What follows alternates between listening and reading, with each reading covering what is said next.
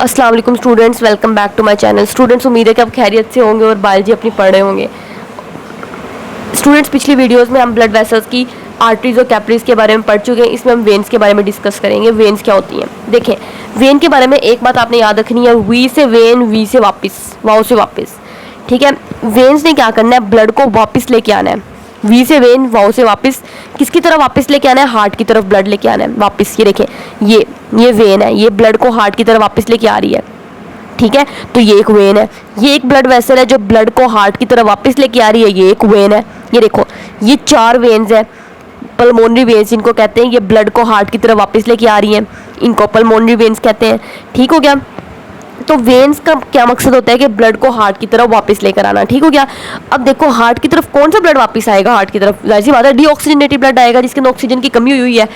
Tissues ने क्या की थी, वो जो ऑक्सीजनेटेड ब्लड था उसमें से ऑक्सीजन चोरी कर ली थी, मतलब ले ली थी, और बाकी कार्बन डाइऑक्साइड उस ब्लड के अंदर डाल दी थी। वो ब्लड डीऑक्सीजनेटेड बन गया था, और वो डीऑक्सीजनेटेड ब्लड अब हार्ट की तरफ वापस आ रहा है। हार्ट इसको लंग्स के अंदर भेज देगा, और लंग्स के अंदर दोबारा उस ब्लड के अंदर ऑक्सीजन डाल दी जाएगी और उसको ऑक्सीजनेटेड बना दिया जाएगा। ठीक हो गया? तो डीऑक्सीजनेटेड ब्लड जो होता है ना, इन वेन्स के अंदर, सारी की सारी वेन्स के अंदर होता है। मेरा बताने का ये मकसद है। लेकिन फिर वही बात, एक एक्सेप्शन है पल्मोनरी वेन्स की। जिस तरह पल्मोनरी आर्टरी की एक्सेप्शन थी, इस तरह पल्मोनरी वेन की एक्सेप्शन है। सारी वेन्स के अंदर डीऑक्सीजनेटेड ब्लड होता है एक्सेप्ट पल्मोनरी वेन। ये देखो, ये 4 pulmonary veins, in pulmonary veins के अंदर ऑक्सीजनेटेड ब्लड होगा। ठीक हो गया? बस आपने ये बात याद अच्छे से रखनी है। ये देखिए, वही लिखा हुआ है, वेन एक ब्लड वेसल होती है जो क्या करती है, ब्लड को लेकर आती है टुवर्ड्स हार्ट, हार्ट की तरफ वापस लेकर आ रही है ब्लड।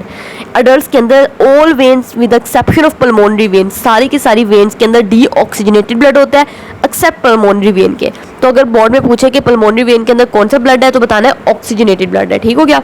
बाकी सारी वेन्स के अंदर डीऑक्सीजनेटेड है। लेकिन अच्छा, वेन्स क्या होती हैं? They are also well adapted to their function. ये भी अपने काम, जिस तरह अल्लाह ताला ने इनका फंक्शन रखा है उसी के तरीके से अल्लाह ताला ने इनका स्ट्रक्चर बनाया हुआ है। ठीक, जिस तरह आर्टरी की वॉल की 3 लेयर्स थी ना, इस तरह वेन की जो दीवार होती है ना, वॉल होती है, उसकी भी 3 लेयर्स होती हैं, सेम 3 लेयर्स। फ़र्क है, अलबत्ता फ़र्क क्या है? विद द डिफरेंस, फ़र्क ये होता है कि जो वेन की जो मिडल लेयर होती है ना, मिडल लेयर के ना हमने पढ़ा था क्या होता है, एम से मिडल है, एम से मसल, स्मूथ मसल्स होते हैं, और इलास्टिक टिश्यू होता है। ये 2 चीज़ें थी ना मिडल लेयर के अंदर।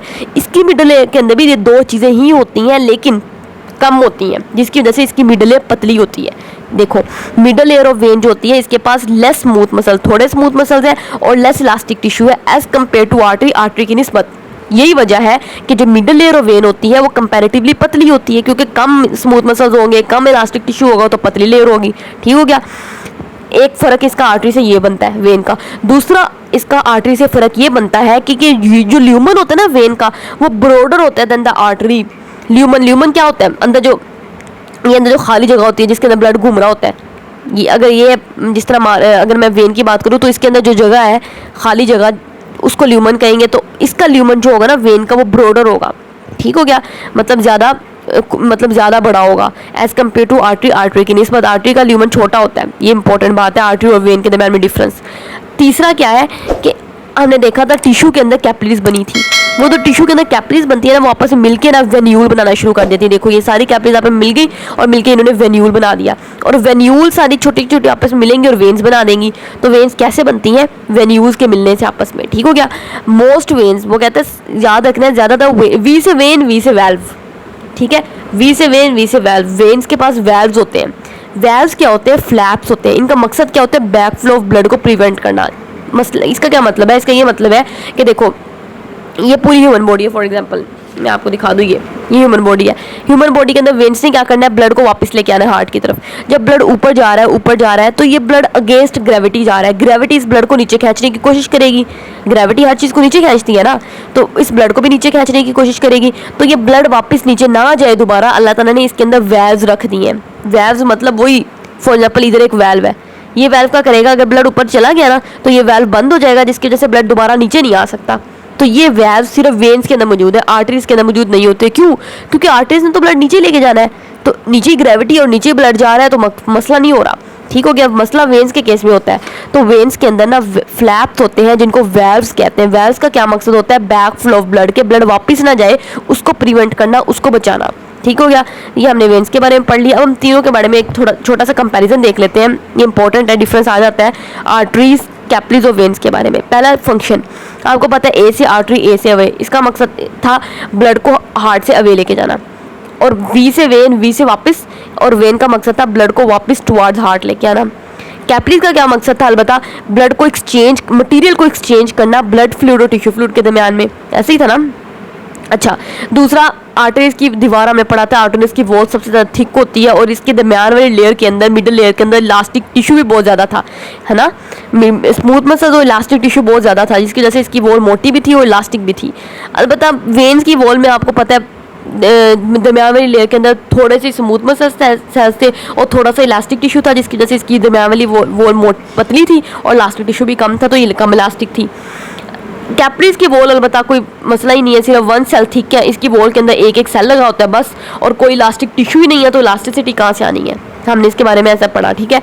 इसकी मसल्स इसकी वॉल्स के अंदर बहुत थिक होते हैं, इसकी वॉल्स के अंदर बहुत थोड़े से मसल थे दरमियान वाली लेयर के अंदर ना, थिन, और इसके पास तो मसल ही नहीं होते कैपिलरीज के पास ना।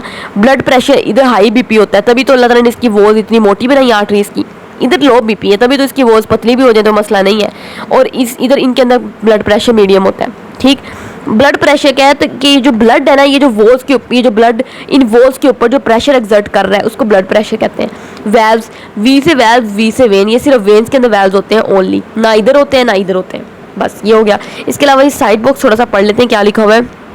वस्कुलर सर्जरी एक फील्ड है सर्जरी की, जिस तरह के जब आप डॉक्टर बन जाते हो तो आगे सर्जरी की फील्ड होती है, इसी मेडिसिन फील्ड होती है, पीडियाट्रिक्स, इस तरह करके ना, तो एक वैस्कुलर सर्जरी में भी आगे वैस्कुलर सर्जरी की एक फील्ड होती है, जिसमें क्या किया जाता है, वैस्कुलर मतलब ब्लड वेसल्स को डील किया जाता है, जिसमें डिजीज, ब्लड वेसल्स मतलब आर्टरीज और वेन्स जो होती है ना, उनकी डिजीज़ को मैनेज किया जाता है, कैसे, सर्जरी के जरिए से, बाय सर्जिकल मेथड। लाइक कोई आर्टरी है, उस आर्टरी के अंदर ब्लड क्लॉट बन गया, इसको, इस ब्लड क्लॉट को कहते हैं थ्रोम्बस, ये हम आगे जाके पढ़ेंगे, थ्रोम्बस कहते हैं, ये थ्रोम्बस बन गया। अब ये ब्लड क्लॉट अगर बना रहा तो इसने तो ब्लड को आगे नहीं जाने देना, ब्लड आगे नहीं गया, टिश्यू के पास ब्लड ना गया तो टिश्यू की तो डेथ होना शुरू हो जाएगी, टिश्यू को तो ब्लड चाहिए, ब्लड के अंदर ही तो ऑक्सीजन है, ब्लड के अंदर ही तो ग्लूकोज है, ठीक। तो इसको यहाँ से रिमूव करना ज़रूरी है, तो ये वेस्कुलर सर्जरी की जो सर्जरी की फील्ड वेस्कुलर सर्जरी ना, उसमें काम किया जाएगा, इस ब्लड क्लॉट को यहाँ से हटा दिया जाएगा, ठीक हो गया। वेस्कुलर सर्जन जो होता है, ये डॉक्टर होता है, क्या करता है, all parts of the circulatory system, body के सारे ब्लड सर्कुलेटरी सिस्टम के डिजीज़ को ठीक करता है, एक्सेप्ट हार्ट और ब्रेन। ब्रेन को न्यूरोलॉजिस्ट ठीक करेगा और हार्ट को कार्डियोलॉजिस्ट ठीक करेगा। तो वेस्कुलर सर्जन का हार्ट और ब्रेन से कोई ताल्लुक नहीं है, अलबत्ता पूरी बॉडी के अंदर ब्लड वेसल्स के अंदर फिर कोई और मसला आता है तो उसको ज़रूर डील कर लेता है, ठीक हो गया। अगले वीडियोज़ में हम इंशाल्लाह ब्लड सर्कुलेशन के बारे में पढ़ेंगे, आर्टीरियल सर्कुलेशन, वीनस सर्कुलेशन, इंशाल्लाह वो भी आपको ज़रूर समझ आएगी। अगर आपको मेरी वीडियोज़ पसंद आ रही हो तो अपने फ्रेंड्स के साथ शेयर करें, चैनल को लाइक करें, सब्सक्राइब करें। अल्लाह हाफिज़।